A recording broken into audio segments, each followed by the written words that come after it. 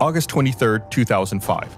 TANS 204, a Boeing 737 with 98 people on board, is on approach to Pucallpa Airport in Peru, and things are not going well. The crew is attempting an emergency landing amid rapidly changing Amazonian weather. The weather has significantly worsened since their takeoff from Lima just 40 minutes earlier. Thunderstorms have rapidly formed and a hail core has begun pelting the plane just a few miles from the airport. The captain takes control of the plane, instructing the first officer to focus on looking outside to find the airport. Suddenly, alarms begin sounding, alerting the crew of imminent impact with the ground. The plane slams into the jungle, leaving a mile-long scar of debris. Of the 98 passengers and crew on board, 40 people lose their lives, including all 3 pilots. Why did the experienced crew decide to fly through a severe storm on a visual approach? Could they have headed to an alternate landing site? Was their positioning equipment functional? Find out on this episode of Black Box Down. Hello everyone, welcome to Black Box Down. It's Gus and Chris. Hello, Chris. Hello. We're back with more incidents, more accidents to talk about. We got an email from a listener, and I've tried to be better about this, explaining that it's just a bad habit of mine to say incidents a lot of times, like explaining that there is definitely a very clear difference between incidents and accidents, and that I need to do. I should be more on top of that. This was definitely an accident. How would you differentiate the two? So the big thing is, did people get hurt or die? So an accident is an occurrence associated, with the operation of an aircraft that takes place anytime a person boards with the intention of flight until all persons have disembarked. When a person is fatally or seriously injured, the aircraft sustains significant damage or structural failure, or the aircraft goes missing or becomes completely inaccessible. So very specific definition. Anything else is an incident. That's an accident. Yeah. An incident might be a near miss or anything else other than that. So there are very specific definitions here, and I just need to be better about that. Okay, well. If you'd like to email and complain or send a compliment, you can do that too, blackboxdownpod@gmail.com, or reach out to us on social media. Yeah, Twitter, Instagram, YouTube, Facebook. We got them all. Yeah. Well, not all, almost all. And also, we just recently had a premium episode come out for people who are our first-class supporters of the show. Yeah.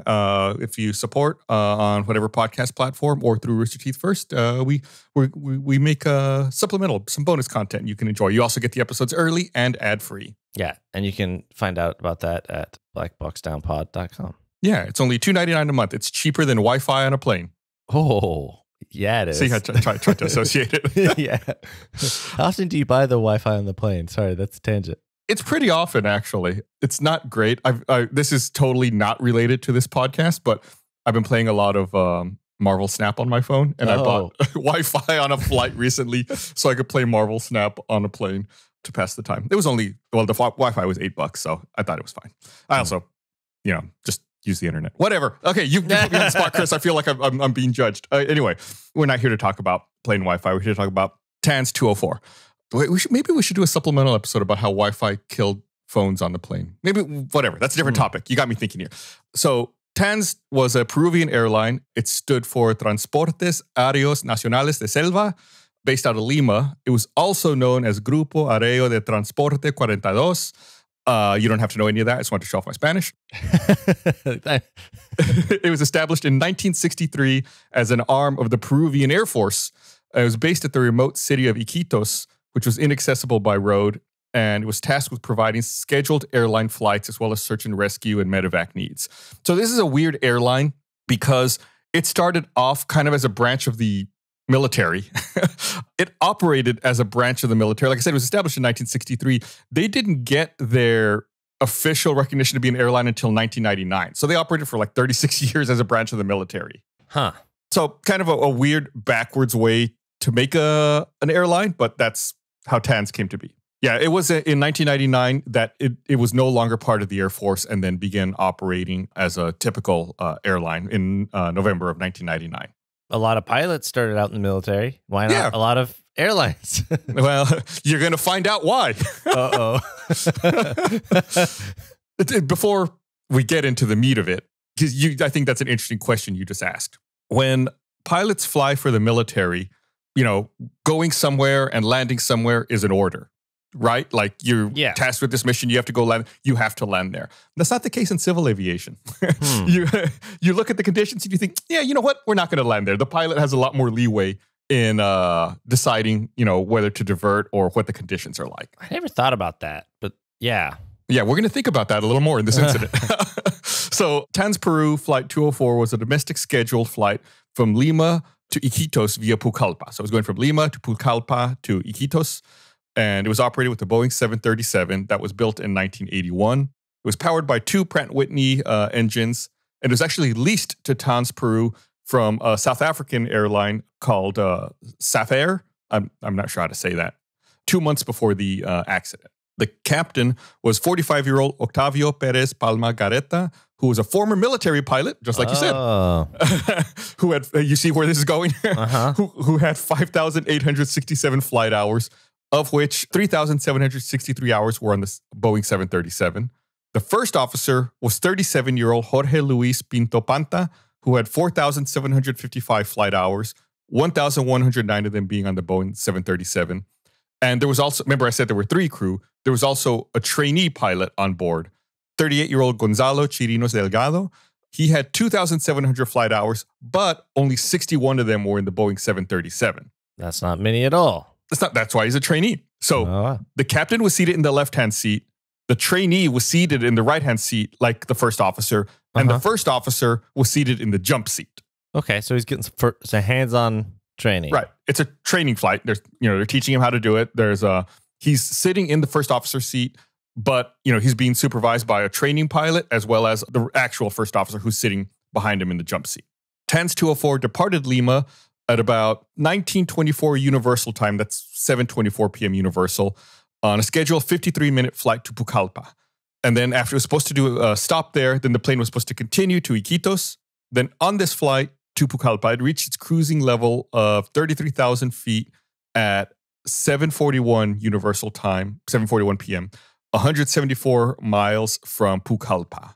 Then at 7:52, the flight began its descent approach in visual conditions. And we've talked about this before. Visual conditions just means they can see outside. They're not strictly looking at their instruments to try to figure things out.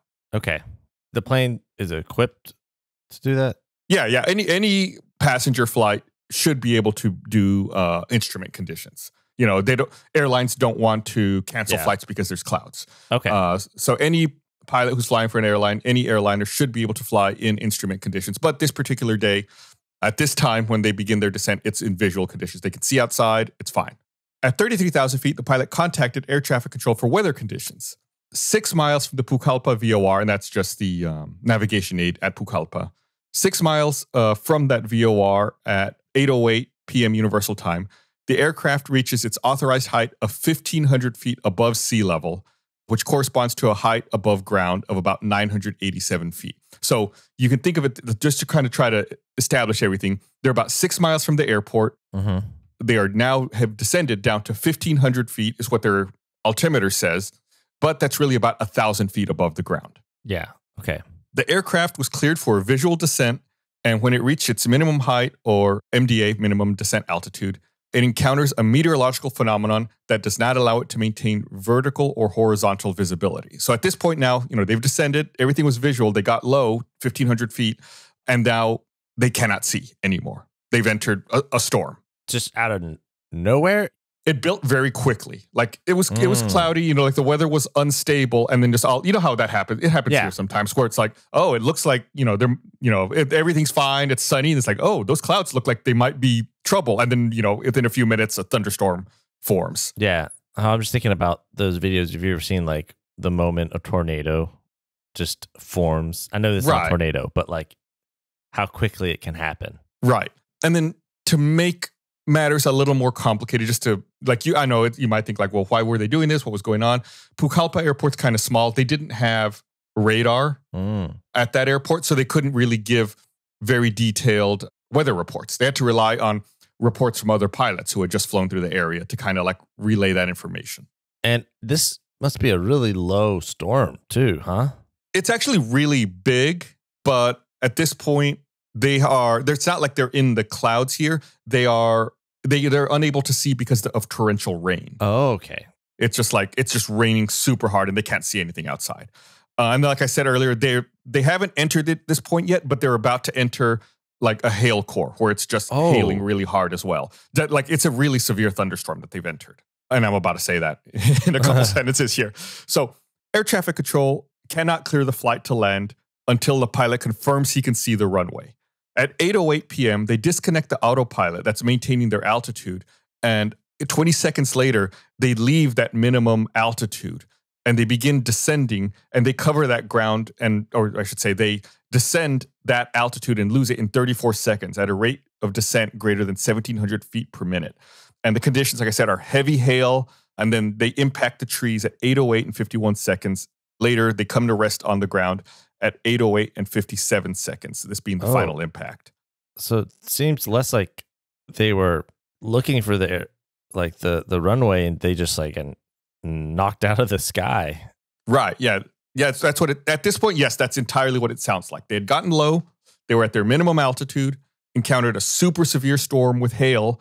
The first officer was looking outside for the airport. They never saw it, and then they lost the altitude they had. They were only 1,000 feet above the ground, hit the jungle, or hit the ground below, and crashed. Yeah. So the plane impacted trees in a swampy forest about 3.8 miles from the threshold of runway 02 at the airport in Pucallpa.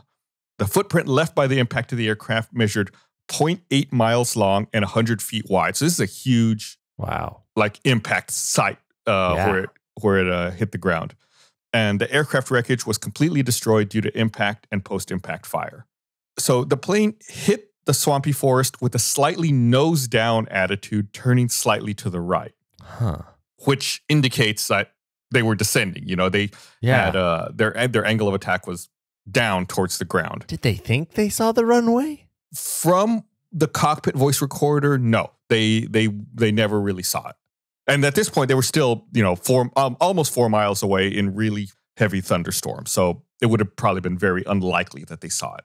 Taking the passenger distribution list of the accident aircraft as a reference, the testimonies of some survivors, and configuration of the seats of the passenger cabin, it could be established that the technical crew, the crew, front attendant, and the front-seated passengers did not survive due to impact, fire, and smoke. If you look at I'll post this on our social media.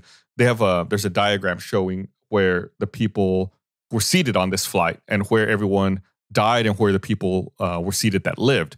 And it's like the entire front of the plane did not make it. And that's why they're saying here that they didn't survive the impact, fire, and smoke. You know, the people who did survive were all in the back of the plane. That being said, a pretty high proportion, it seems, of survivors. It's about half. I saw an interview with one of the survivors who was talking about how he got on the plane and he didn't really fit in his seat. He was seated at the front of the plane. And so the flight attendant moved him and told him he could go over and sit in the emergency exit row, which was further back in the plane. And he says like that one little decision saved his life, that he would not have survived if he had been seated up in the front of the plane, and that moving further back helped him survive this accident. Those are always wild stories. Yeah. The evacuation of the surviving auxiliary crew members and passengers was carried out by the passengers and the crew themselves, who, once the aircraft stopped, proceeded to get off of the aircraft through the rear door on the right side and through a hole in the fuselage between rows 15 and 16 on the left side. Once outside the aircraft, the survivors gathered and began to move away from the area moments before the wreckage was engulfed in flames. So, they get out and they're scared that the plane's going to explode or catch fire. So, they all get away. And, it's not like it explodes necessarily, but the fuel does catch fire and, burn most of the wreckage. The rescue and firefighting personnel showed up, with equipment, stretchers, and fire extinguishers, but they had to walk about 3 kilometers through the forest to get to the wreckage and the survivors. Oh. And they didn't reach the area until about 8:52 p.m. Universal Time. So at that point, the people had been, the wreck had been done for almost 45 minutes. It had been 43 minutes since impact before rescue showed up, just because of kind of how remote it was. Yeah. That's a long trek if you especially if like medical or firefighting gear. Mm-hmm. Yeah. And I can't imagine what it's like to have been one of the survivors who gets out. You're like, oh, we made it. And then you have to sit there. Remember, there's still a bad storm going on for 45 minutes. Hailed on. Yeah. Waiting for help to arrive. And, granted, they were in a forest. I didn't hear any firsthand accounts of this, but, if there's big trees, I'm sure they could kind of like hide under them to not get pelted with the hail so badly. Yeah, but that just sounds, it's miserable. And it's a swamp. Yeah. So once the rescuers arrived to the area, they helped some of the wounded who were evacuating by their own means and searched for more survivors. At the time of the accident, the airport did not have an emergency plan that was approved, nor did it obey the International Civil Aviation Organization standards, which resulted in, a delay in the response of the rescuers due to misinformation, lack of communication, and retransmission of accident information. So there was just like a communication breakdown between the rescue personnel and airport services. There was also difficulty for rescue vehicles to enter the area of the aircraft wreckage, which allowed the aircraft wreckage to be completely consumed by the spread of the fire. Like I said, they had to walk 3 kilometers, which is almost, 2 miles, like 1.8 miles to get there. So they couldn't get their firefighting vehicles there, to help put out the fire. And it just resulted in more delay. Then on top of that, looters ransacked the wreckage. This greatly hindered the investigation because a bunch of key evidence went missing. They were on it then, I guess, the looters. Yeah, there could be people who were living closer in the area, And one of the things that went missing was the flight data recorder. Oh.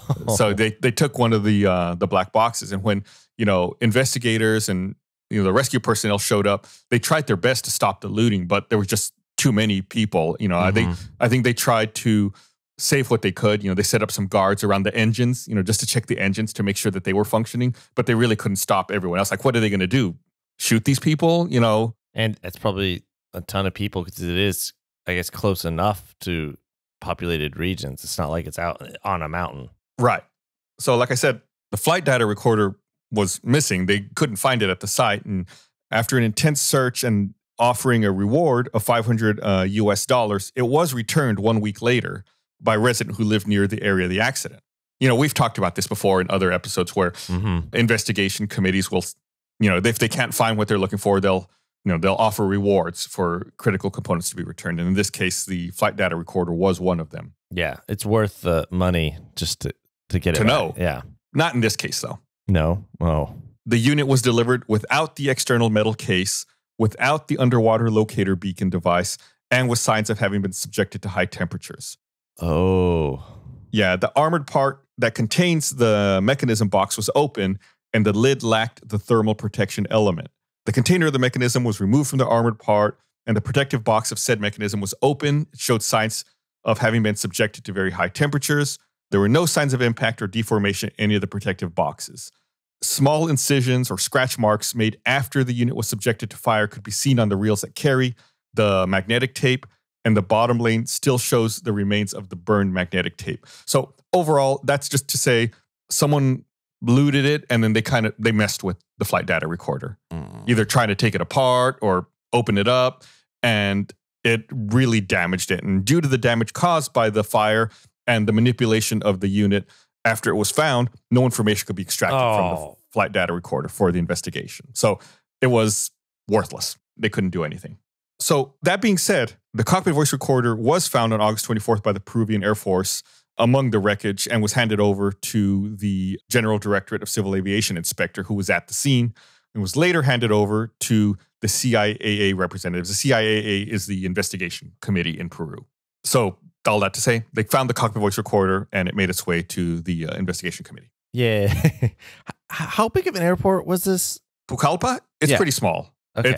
It's not very big. Remember, I said they had no weather radar. They didn't have. That's why I was wondering. Yeah. Yeah. They didn't have radar to track the planes either. So it's kind of a small airport.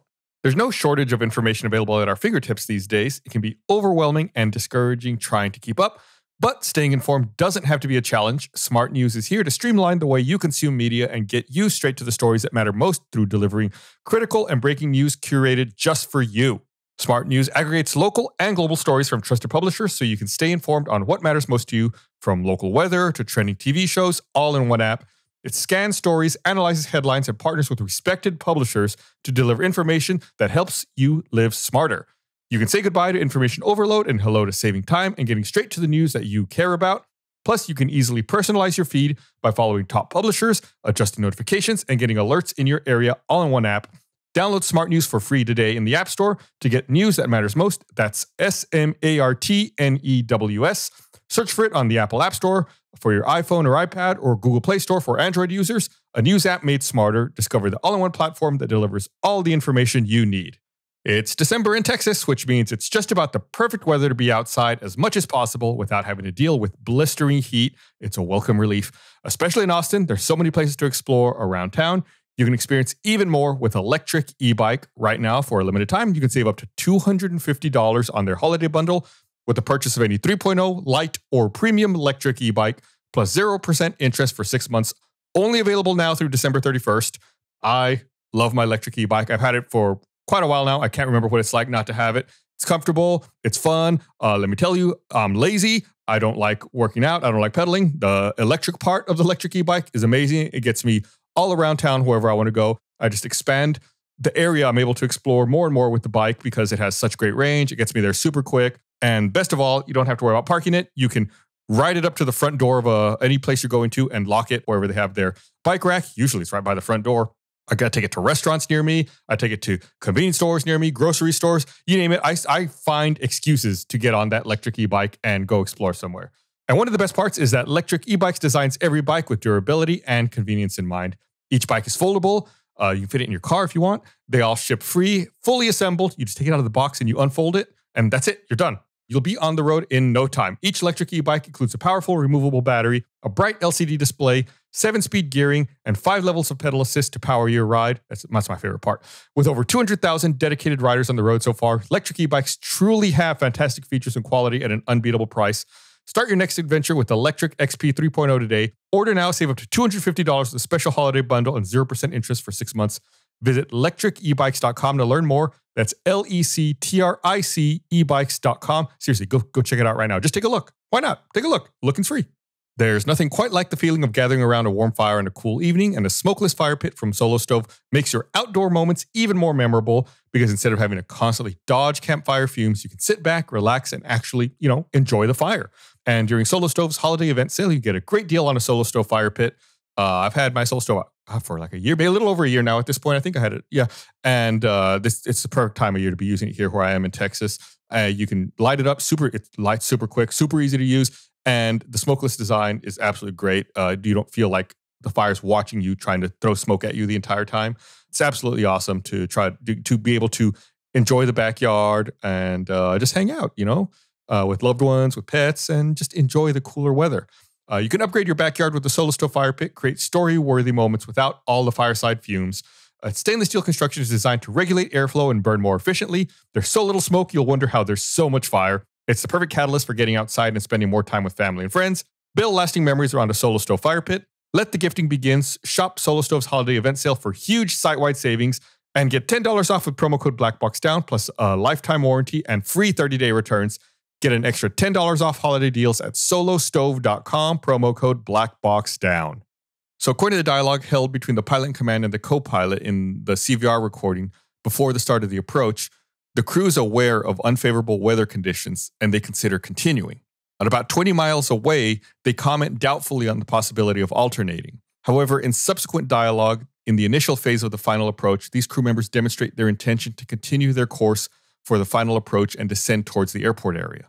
At no time do they mention anything that indicates any difficulty or problems in the aircraft with the engines, instruments, or flight controls. So there is evidence of them being like, hey, I don't know, it looks like the weather's getting worse. Yeah. Should we go to an alternate? And no, they decide to continue with the flight. Remember how I said that there were 3 pilots in the cockpit because this was a training flight for one of the first officers? Yeah. Well, the actual experienced first officer left the cabin. He was not in the cockpit. What? I thought he was in the little side seater thing. The jump seat? Yeah. The seat belt wasn't working in the jump seat. So he left and went and sat in the cabin with the passengers, which doesn't make sense if you're training someone. It's in violation of the rules that say he needs to be present during a training session. So at the pivotal moment of descent, the trainee became the first officer as the commanding pilot took control of the plane, and confusion set in as to who was monitoring the flight equipment and who was meant to monitor the visuals out the window. So, the training first officer left. So that leaves the captain and the trainee. The trainee is the one flying the plane. Things get bad. the captain takes over, but there's no clear exchange of duties, like who should be doing what. No. The trainee, he's new, so he doesn't automatically know what to do. The captain doesn't delegate to him because he's used to flying. He's not the training first officer should be the one telling him what to do, or should be the one taking over at this point. They were cool with him just like leaving. Yeah. So this leads to a lack of situational awareness and negligence of safety regulations, which contribute to this fatal error. So you're starting to see like all the little things that are adding up to causing this incident or this accident. See, I almost did it again. So the pilot in command held a double position at the time of the accident: instructor and operations manager of the TANS company. This could be considered a limitation to the usual performance contributing to the causes that originate the human error. Just kind of double duty, extra work. Yeah. Maybe a little overtaxed. So the cockpit voice recorder transcript shows that the pilot at the controls was Mr. Chirinos, who's conducting his training with the advice of Mr. Perez Palma, the instructor pilot. At the critical moment, a positive transfer of controls cannot be verified, which is clear that both are looking for visual conditions, neglecting to observe their flight instruments to maintain the prescribed safe minimums, losing vertical situational awareness, inadvertently descending with a non-stabilized aircraft, nor properly configured for the landing maneuver, and impacting the terrain. So the new guy's flying. The captain says, hey, why don't I take over? He takes over flying. And then the first officer does not transition to just looking at the instruments and monitoring them. Yeah. The captain actually tells him, remember I said it earlier. He said, look for the airport. Oh, no. And then they're both looking for the airport. They don't realize they're dropping 1,000 feet. Right. And what they didn't know at the time, because they couldn't see visually, the storm was really bad. What they didn't realize is when the hail was impacting the plane, it had broken their windows. What? Yeah, that's how bad the hail was. And I'm sure you've probably seen like broken, like not like a window at your home, which, shatters and glass goes everywhere, but it like breaks it and leaves it looking like frosted. You ever seen that kind of glass? Almost like a car windshield. Yeah. It's and you have to put them in like lower windows or windows by doors and stuff. What do they call it? Yeah, that's not. It's like tempered glass. Tempered. Yeah. So they couldn't tell, but they really couldn't use the windows anymore. They were all, I'm gonna say frosted over, but they weren't. It was not frost. It's like they had become opaque. Right. They'd just been damaged. Right. So they're using a visual approach with no visuals. Right. They can't see outside. Right. Exactly. And why didn't they transition to like flying through instruments? So that's how can I say this? So I think what they should have done, this is, armchair quarterbacking, right? They should have, when, that happens, they should have climbed and escaped. Mm-hmm. It's not a matter at that point. You're so low. It's not a matter of transitioning to an instrument approach. At that point, you're like, you know what? This isn't going to work. We need to get out of here. We need to go circle, or we need to divert to another airport. You're so low there. There's no transitioning from one approach to another. But that wasn't even an option of them like looking at instruments. I mean, they can look at instruments, and in fact, they should have been. The captain should have been flying, and the first officer should have taken over the role of looking down at the instruments and maintaining and giving call-outs for altitude, airspeed, position, and occasionally looking out to look for the airport. But primary duty should be looking at those instruments. But yeah, I guess if you can't see out the windows anyway, you can't do a visual approach, so you shouldn't be landing if you're doing it. Exactly. What were they looking for? I mean, they were probably looking for the lights of the airport. So, I mean, the problem is we've kind of talked around some of these things in the past, and I don't know the specifics about Peruvian aviation or what they're required. But, if you're that low to the ground, at minimum for, visual purposes, you would want like 3 miles of visibility. And they did not have that. So there's no way they could have been doing a visual approach at this point. Anyway, there's a lot of other subtlety to that. We're not going to get into all of that, but all that's to say they shouldn't have put themselves in this position to begin with. And that, you can't say this definitively, but that kind of plays back to something we said earlier. That's what happens when you have someone approaching this as a mission, where it's like they need to land, they need to get there. When they were 20 miles away and they saw that when they first had that discussion 20 miles away and they were talking about how the weather was getting worse, at that point they should have started thinking, hey, maybe we should enter a holding pattern. We should go somewhere else. We should wait this out. That's the time when you make those decisions, not when you're 1,000 feet above the ground in the thick of it. Or even whenever they started, like when they were getting closer and the weather they entered the storm and it was hailing. That's like, oh, wait, let's circle around. Right. Even in my flight training, I've encountered situations like that with my instructor where, we're flying and then like a storm pops up over the Austin airport. And then, we're dodging rain, we're dodging bad weather, kind of circling and talking it over like, hey, are we going to have to land somewhere else? Are we going to wait for this rain? Let's look at our fuel. Let's look at our altitude, Yeah. And then, it clears up and it's like, okay, now we can, get in there and land. You don't dive in, get into it, and then be like, okay, what are we going to do now? It's like, no, you should be talking about this ahead of time. It's not a movie. Right. So in this accident, the pilot shows excessive self-confidence by taking these unnecessary risks. He then commits an error in judgment, demonstrates poor pre-flight planning, as well as during the flight by not noticing the imminent danger and avoiding adverse conditions. So, it's just like being a little too cocky, a little too self-confident leads to things like this. Yeah. In aviation, there's like these checks a pilot needs to do on themselves and like pitfalls that they can fall into that can lead to accidents. And, some of them include like thinking you're invulnerable or like a macho attitude, thinking that, you're able to do these things. And these are like the human factors that go into aviation that need to be checked and to be thought about. And it's obviously like, this is the reason why. We could also consider as a contributing human factor the violation of flight discipline by violating the operating regulations dictated in the MGO on operations in adverse conditions. The MGO is like the operations manual. In adverse conditions by not having maintained the expected and regulated minimums for a VFR operation. That's what I mentioned earlier, 3 miles of visibility, as regulated by NOTAM in force up to date of the event.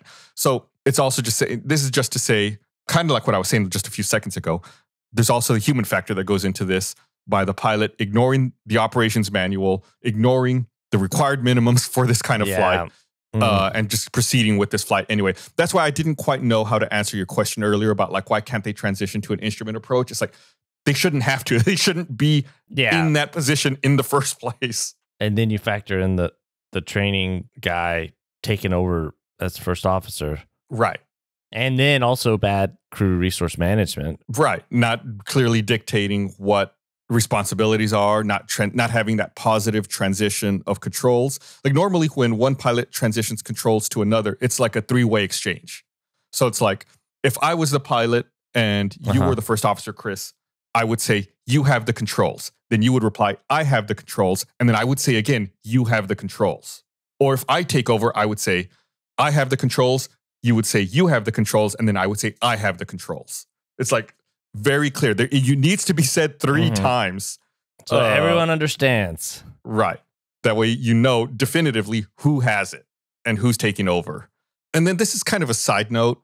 I didn't know how to work this into when we were talking about it.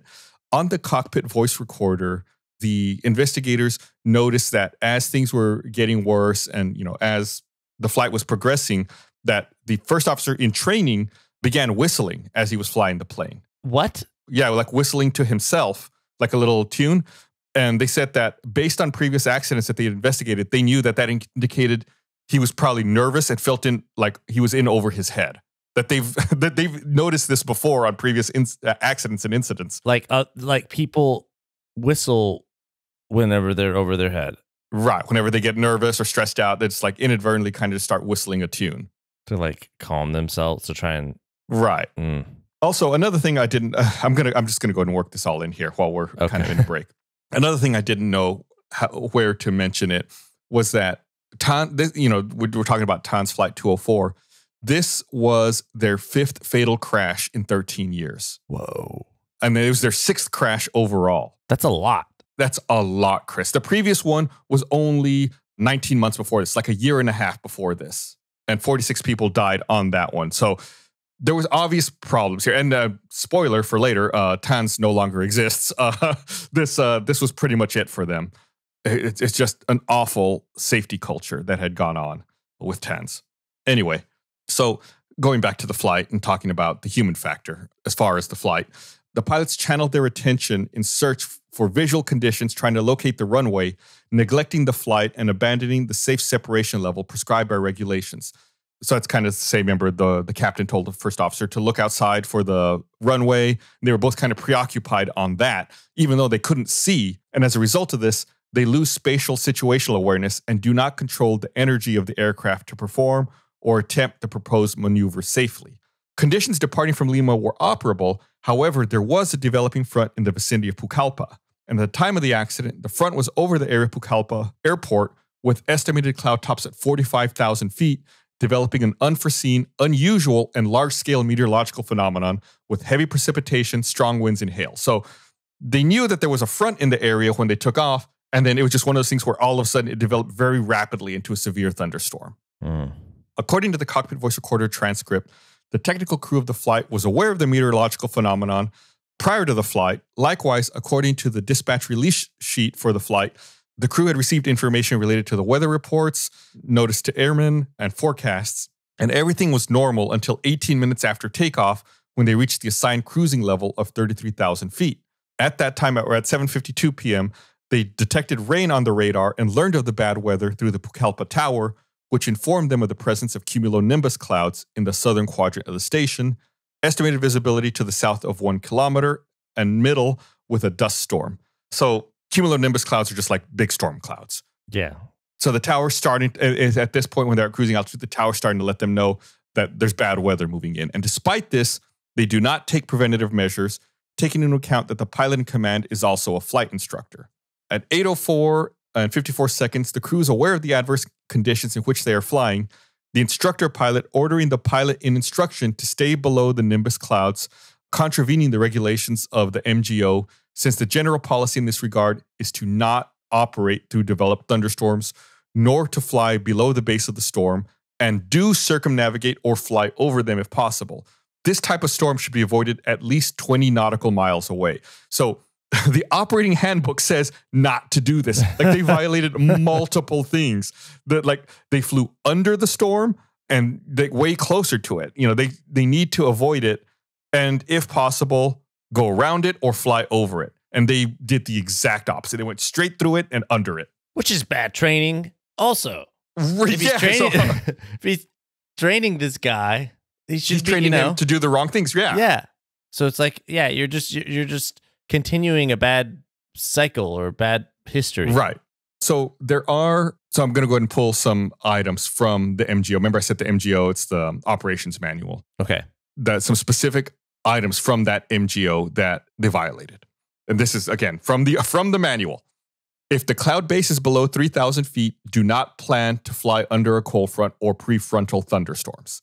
If it is necessary to fly through instrument thunderstorms, do not fly below 4,000 feet above ground.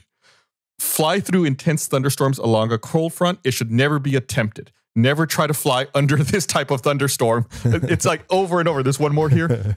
Do not take off, initiate an approach or landing in adverse weather conditions at a departure or arrival aerodrome. Ding. Yep. It's mind-boggling. And again, I don't want to say it's necessarily because of the military history of this airline or because the pilot was in the military, because there's plenty of fine pilots from the military. It's just maybe a mindset throughout the culture of the airline where they felt like they had to complete the flight and they had to get there. And like I said, there are tons of pilots who enter, passenger service having had a history in the military, and it's not a problem. Yeah. I'm just saying, in this particular case, it may have been. Yeah. Is there anything like more information about that? Like the behavior that caused all these accidents at this airport, were they attributable in some way, or is it more just, I don't know, I don't want to say speculation, but speculation is not the right word. I would say maybe you can infer it. Yeah. Okay. I would say yes, because remember I said they had 6 crashes in 13 years. 4 of those were before 1999 when it was still part of the Air Force. Oh, okay. So I'm going to say yes. This was only their second one after transitioning out and no longer being part of the Air Force. So they had a bad history as an Air Force base. That seems like a lot, even for Air Force base. It's not like they were at war, right? Right. Well, yeah. And, they were just operated by the Air Force. It's not like, they were still running like passenger service and search and rescue stuff. So it's not like they were, I don't know, transporting troops or, they weren't carrying out military operations with these crashes. They were carrying out civilian operations. An interesting side note, I'm about to get to the conclusions here. An interesting side note, again, this is another thing I couldn't figure out how to work into the actual episode, was this one was pretty cut and dry from the beginning, that there was no mystery about what happened. It was very easy to tell because they had the cockpit voice recorder. They could see what was going on. This plane was flying somewhere it clearly shouldn't have been by any operations manual. But, the investigators still go through the process of figuring out, was there a mechanical failure? Did something else happen? And I thought this part was interesting. Like I said, they did have guards protecting the engines to see, what the engines were doing at the time of the crash. And, when they investigate the engines, they found plant matter in the internal turbines of the engine. And what that tells them is that the engines were still spinning and operating when it impacted the ground. If they weren't spinning, the plant matter wouldn't have gotten ingested inside as deep as it did. I love little tidbits like that. And what can else? I mean, does that mean? So, because you would think like, well, why did they fall out of the air? Did their engines fail? Okay. It's like, no, of course not. Their engines were working because they were plant matter. Okay. Right. The little clues. Right. It's like, sorry. What, do you have an idea? No, I'm just imagining, this is not, I'm sure not how it is, but like Sherlock and Watson on observing and Sherlock's, Watson, my dear Watson, can't you see, the plant matter in the engine clearly denotes that. Yeah. Well, and since they didn't have a flight data recorder, that's why they have to look at a lot of this stuff, because they don't know what was happening.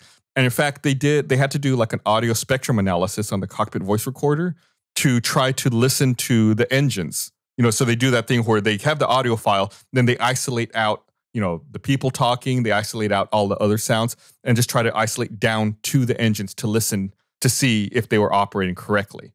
And to also listen to see if, there was a change in the amount of thrust that they were outputting during the time of the accident.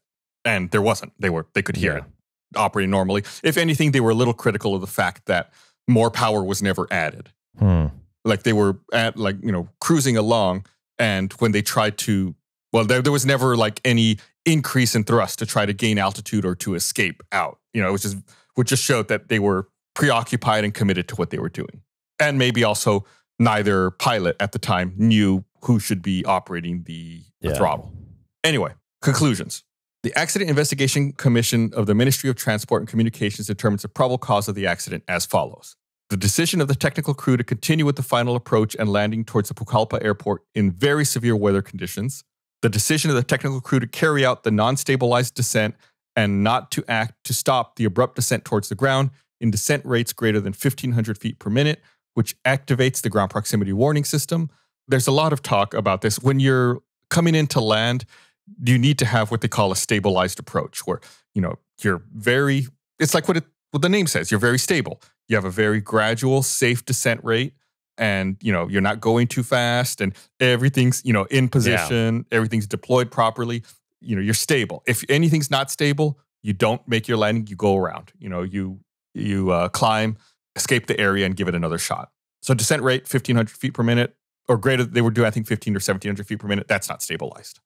The decision of the technical crew not to avoid the storm, not to request to land on the other airport runway, or to switch to the nearest airport until weather conditions improve. They were just committed to getting there. The technical crew's decision to penetrate the storm, having been detected on the aircraft's weather radar approximately 190 miles in advance. So they saw this storm, in the cockpit well in advance, and they knew what they were going towards. And the loss of horizontal and vertical visibility of the technical crew when penetrating the core of the storm. The severe hailstorm caused... Okay, this report's translated. Okay. The report was in Spanish.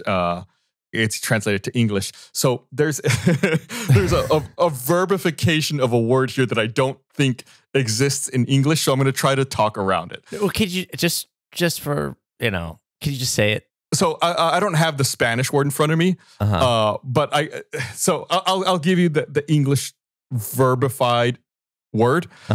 Opaciation. So like to cause to become opaque. So it's probably talking about the windows. Right. The severe hailstorm caused the windows to become opaque on the front windows of the aircraft and consequently the total loss of situational awareness. And then there's a few contributing causes here. Incomplete technical crew in the cockpit. The titular co-pilot, Mr. Jorge Luis Pinto Panta, was sitting in the passenger cabin. Like I said, the actual first officer wasn't even in the cockpit. Failure to comply with the notice to airmen or notice to air mission of July 31st, 2005, which indicated operations restricted to VFR at the Pucallpa airport, of which it was supposedly alerted by the briefing received prior to the flight and the briefing form of the TANS company. So they were restricted to only visual approaches at this airport. There were no instrument approaches at this airport. So when you asked earlier, couldn't they switch to an instrument approach? They can look at their instruments, but there is no charted visual approach at that time for that airport. And the reason for that, well, I don't know the reason for this specifically, but normally when you have an instrument approach, it tells you like what points to hit in the air, what altitudes to be at. If there's a glide slope, you can have a precision or a non-precision approach. Like, there's a lot of things that go into that, and they didn't have that, so that's why they had to do visual approaches, and it was impossible at this time. The lack of airmanship on the part of the technical crew, being airmanship a concept of operational safety defined as the measure of knowledge that the pilot has of his aircraft, his crew, and his environment and his own abilities.